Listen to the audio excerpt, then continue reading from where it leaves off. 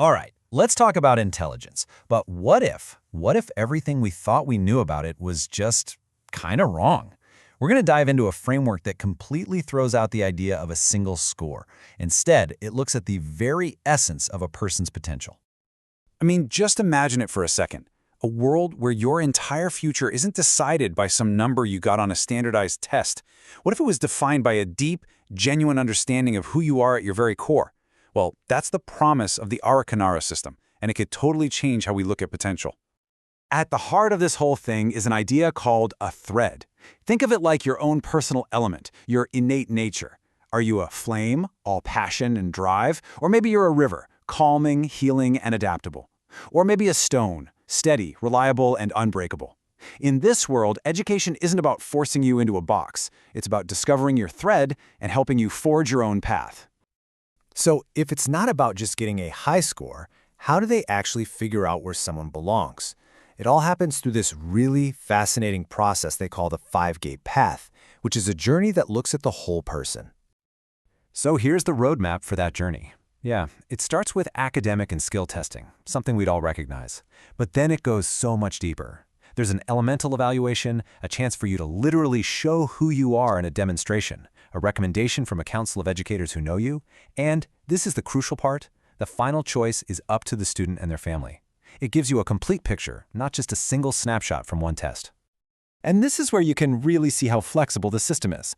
At Gate 3, the demonstration, you get someone like Jaru, the warrior. He's out there performing fencing forms and doing leadership trials. It's all about power and strategy. But then you have Pepi, the artist. She's reciting poetry and singing a healing lullaby. And the amazing thing is, both of these are seen as equally valid, equally powerful expressions of their core thread. Okay, so we've seen the how of the five-gate path. But what is it actually measuring? What's the core philosophy that powers this entire system? Let's peel back another layer and take a look at the 6 axes of mind. Now this is a fundamental shift in how we think about thinking. For the Arreqqanarra, intelligence starts in the body. It's about your physical reactions, your gut feelings. Did your pulse quicken? Did you lean in? That physical data comes first. From there, the mind processes it logically. And finally, the heart gives the ultimate confirmation. It's a system that trusts our physical instincts right from the start. And this is where it gets really interesting. See, intelligence isn't just one thing. It's a unique pattern across these 6 different axes. Think of it like a cognitive fingerprint.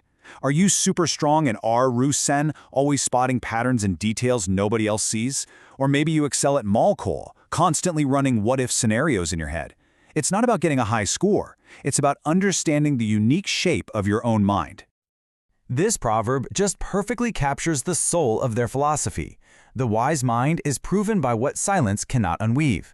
It's not about being the loudest person in the room with the quickest answer.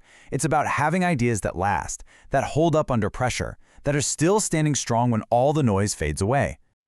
So, how does a system this finely tuned handle a complete curveball? I mean, a real outlier.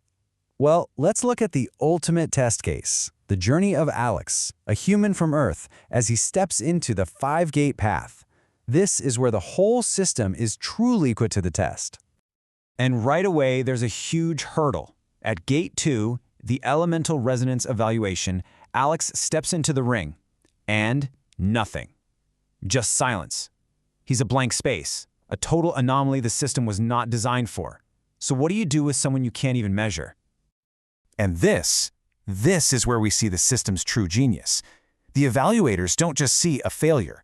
They see something totally new. They realize that while Alex can't create the resonance, his ability to understand it, to interpret what's happening around him, is a profound skill all on its own. The system is flexible enough to recognize a talent it had never seen before. So for his demonstration, Alex doesn't try to be something he's not. He leans into his unique perspective. He makes a whole documentary on their culture, he wins a debate using Earth-style rhetoric, and he maps out the hidden connections between their languages. He literally turns being an outsider into his superpower. And the examiners come to this absolutely incredible conclusion. He bridges worlds. That is a skill superior to resonance. They realize that the ability to connect, to translate, to build understanding between different peoples, that's a higher form of intelligence than just raw power. So what does all this lead to? This chart gives us a quick glimpse. You can see Jaru and Pepe both scoring high, earning them these elite classifications. Jaru becomes an Omega Seal bearer, a protector. Pepe is classified as an RE Tamil mind, someone who can stay calm and clear under immense pressure. Completely different strengths, both recognized and valued at the very highest level. So let's bring all these pieces together. After everything we've seen, what is the final, profound definition of intelligence in the Arreqqanarra world?